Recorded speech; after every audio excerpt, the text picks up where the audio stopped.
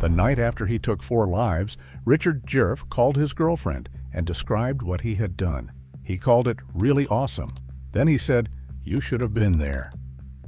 Over the next 3 days, he bragged to friend after friend, each version darker than the last.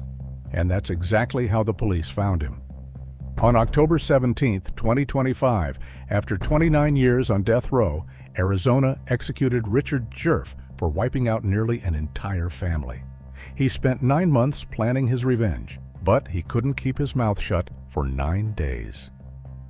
It all began on a late summer morning in 1993, when revenge turned into one of the most brutal family murders Arizona had ever seen.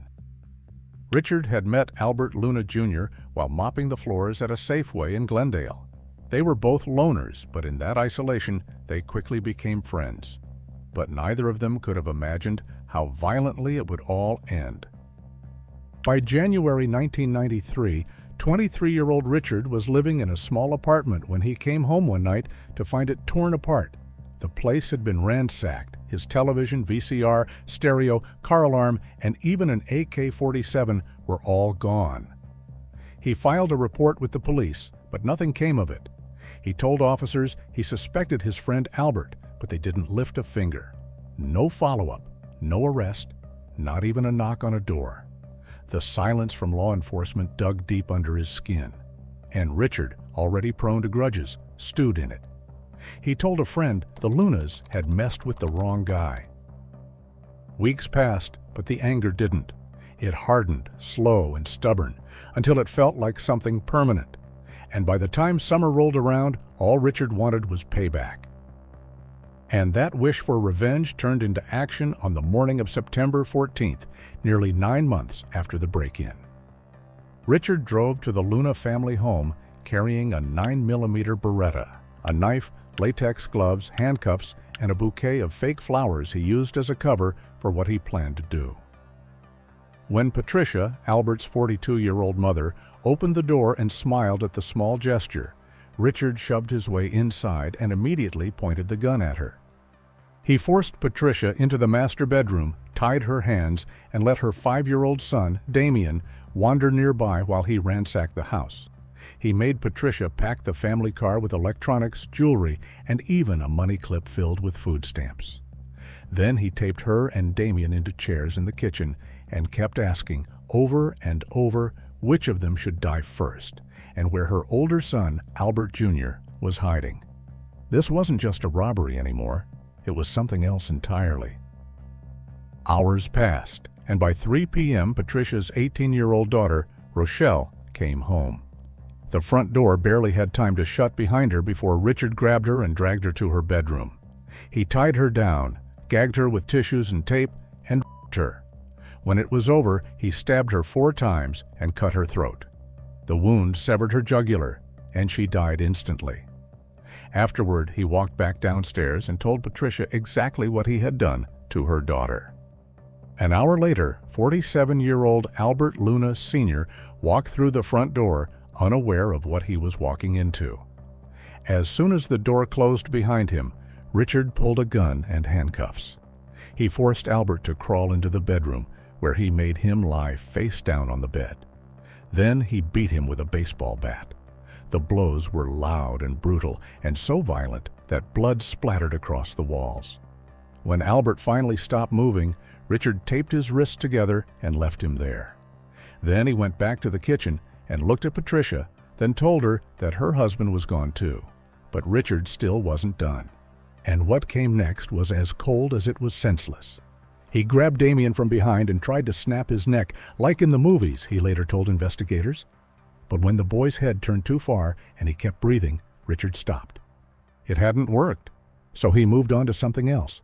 He cut the cord from a kitchen lamp, stripped the wires, and taped them to Damien's leg, planning to electrocute him. When police later found the cord, it appeared to be unplugged, so whatever Richard had intended, that attempt had failed as well. Upstairs, Albert Luna Sr., who was nearly beaten to death and taped at the wrists, managed to free himself. Bleeding and dazed, he stumbled into the kitchen, clutching a pocket knife. With what energy he had left, he lunged at Richard and slashed him deep across his arm and torso. Caught off guard, Richard pulled his Beretta and opened fire. 6 shots rang out, and Albert collapsed in front of his wife and son, dead. Then Richard turned to Patricia. "Do you want to watch your kid die, or do you want your kid to watch you die?" he asked. But before she could answer, he shot them both in the head. And he wasn't finished. After that, Richard drenched the bodies, the walls, and the floor in gasoline. He lit a red fuse cord and watched it burn for a moment. But something stopped him. He later told his girlfriend he saw the neighborhood kids outside. He didn't want to be seen. So he stomped out the flame, turned on the stove's burners, placed a pizza box and a rag on top, and walked out the front door. But the fire never caught. He drove away in the family's car, bleeding, shaken, and trying to play it cool. And when his girlfriend asked about the cuts on his body, he said he had been stabbed and robbed. But she knew better. Something was off. Later that night, the Luna's oldest son, 21-year-old Albert Jr., came home around 11:45 p.m. He had been worried. No one had answered the phone all evening.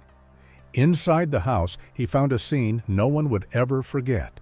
His family was gone. He ran out of the house straight to his girlfriend's place and called the police. By September 16th, Richard had been released from the hospital where doctors treated the knife wounds Albert Sr. had given him during the struggle. But instead of going home, Richard checked into a motel and kept a low profile. Still, he couldn't keep his mouth shut. He called friends, talked to his girlfriend, and told bits and pieces of what happened, each version darker than the one before. Just 2 days later, on September 18th, the case took a turn. Word had gotten to the police, and they had heard enough. They tracked Richard down, arrested him, and began the search. What they found in his apartment and car left no doubt.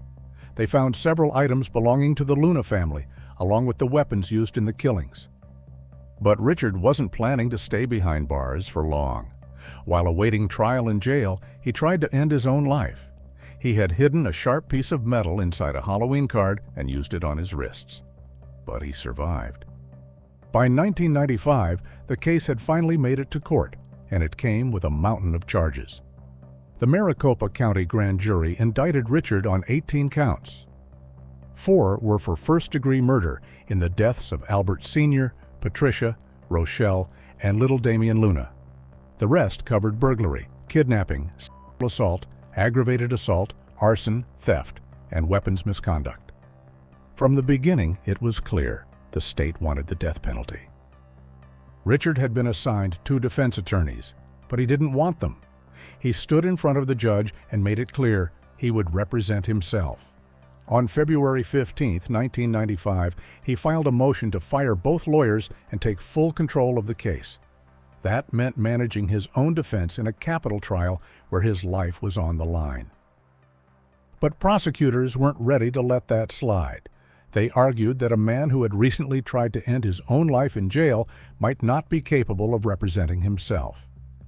The judge ordered a mental competency evaluation. Psychiatrist Dr. Jack Potts met with Richard and later took the stand. According to Dr. Potts, Richard wasn't out of touch with reality. He wasn't irrational or disoriented. In fact, he described him as cold, calculated, and completely in control. He was found fully competent, and based on that report, the judge ruled that Richard had the right to represent himself. Soon after, Richard made his next move. He didn't fight the charges. In March 1995, he pleaded guilty to all 4 murders. But the plea didn't spare him the death penalty. It only meant the state dropped the lesser counts. He knew full well the state could still ask for execution, and at the time, he accepted that. But that didn't last. Within weeks, Richard changed his mind again. He dropped his attempt at representing himself and brought his lawyers back. The case moved into a tense round of presentence hearings where both sides laid everything out, every detail of what made the crimes worse, and every reason the defense believed he deserved mercy. But the judge wasn't moved. He found that Richard had acted out of pure greed, that the killings were especially cruel and depraved, and that one of the victims was under 15. The defense tried to argue for mercy, pointing to Richard's rough childhood, his mental health struggles, and his claimed remorse, but the court wasn't buying it. Records also showed a pattern of violence long before the arrests. Before the September arrest, Richard had already been arrested 3 times, once for shoplifting and twice for extortion at Independence High School, which he attended until 1988. School paperwork even recorded a threat he made on November 16, 1988, when he told a student to pay him $35, or else I'll take you to the desert, beat your face in, and bury you. In 1995, Richard agreed to plead guilty to 4 counts of first-degree murder. Maybe he thought it would save him. Maybe his attorneys told him it was the only shot at avoiding a death sentence. But it didn't work. On May 22, 1996, the judge sentenced him to die, not once, but 4 times. Richard didn't flinch. He just smirked and said, "They can only kill me once." But later, away from the cameras, he admitted the arrest had crushed him. "I started crying," he said quietly. He claimed that everything had started over a stolen gun and $2,600 worth of electronics. According to Richard, Albert had broken into his apartment after being released from jail for other burglaries. "When Albert got out, he wanted some stuff I had," Richard said. "I told the police, but they didn't do much. Then I called his mom, and she said she didn't believe it. The whole thing made me pretty upset." For years after, Richard filed appeals in Arizona's courts, and when those failed, he turned to the federal courts. But each time, the answer came back the same. He would spend the next decades lying on the thin mattress of his prison cell, trying not to think about the murders or the sentence hanging over him. "I listen to songs on the radio and write down the words," he once said with a soft laugh. "I've got about 25 done." Then he paused, the weight of it all sinking in. "I can't imagine being in a place like this the rest of my life," he whispered. "I want to get out of here." And eventually he did, but not in the way he hoped. In 2019, the Ninth Circuit upheld both his conviction and his death sentence, closing the door on any more appeals. Then, in May 2025, nearly 29 years to the day after he was first sentenced, the Arizona Supreme Court signed his death warrant. And this time, Richard didn't fight it. A month before his execution, he wrote a letter to reporters. In it, he apologized for the murders and said he wouldn't ask for clemency. He wrote, "I have some brain dysfunction that likely contributed to the horrible crimes that I committed. But that can never excuse the harm I caused." His final day came at October 17, 2025. At 5:30 p.m. the evening before his execution, he got his final meal. For that, Richard requested a double cheeseburger with lettuce and tomato, deep-fried onion rings with ketchup, and a slice of cherry pie topped with whipped cream, all from a local restaurant. The next morning at 10:01 a.m., he was led into the execution chamber. Witnesses were already in place. Richard wore all white with black flip-flops. The curtain opened at 10:07. He lay down calmly on the gurney. When asked if he had any final words, he said, "I do not." When someone asked if he was okay, he nodded and said yes. But placing the IV lines proved difficult. Medical staff had to insert and remove them multiple times, up to 4 times. The right arm alone took nearly 5 minutes, and it wasn't until 9 minutes in that both lines were finally secure. Arizona's execution process has faced heavy scrutiny in recent years, especially over its repeated failures to properly set IV lines. But in Richard's case, officials said his weight made it more difficult than usual. Still, once the lines were finally set, the rest of the process moved forward without delay. At 10:24 a.m., the first dose was administered. Within 2 minutes, Richard took several heavy breaths, his mouth slightly open, and after 6 minutes, his chest stopped moving. At 10:32, a staff member entered to check for any signs of life. Richard's eyes were closed. He lay completely still, without a pulse. He was pronounced dead at 10:40 a.m.